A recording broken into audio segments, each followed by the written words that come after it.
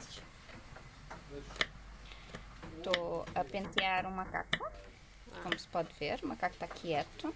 É um bom macaco. Estou a pentear cada fio de cabelo do macaco. E a tirar os piores. E a tirar os piores. Então, alho. Eu vou roubar um bocadinho de alho, papá. Não, não, ei, ainda tem muita carne, pá. Já corto mais. Azeite.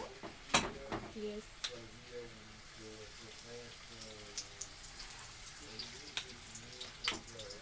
Donc la différence entre un wok et une poêle, la poêle en main est anti-adhérente et c'est pour les choses qui ont moins de liquide.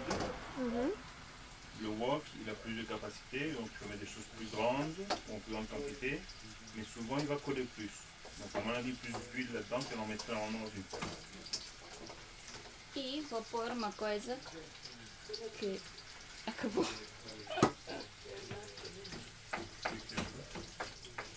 Posso?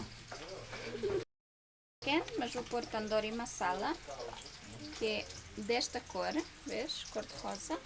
Oh, Cheira. E é picantinho, então vou pôr um pouco.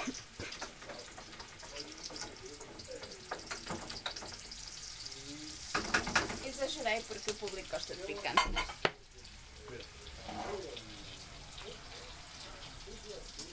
Vês? E não é preciso deixar os alhos fritar muito, porque os alhos estão a dar gosto ao azeite e fritam com os espargos. O que eu fiz foi, estava a água a ferver com sal e pus muito pouco tempo os espargos.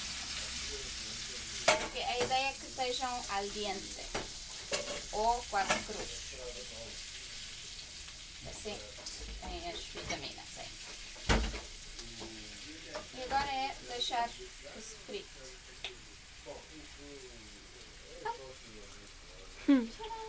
E o prato que o papai está a preparar, já aqui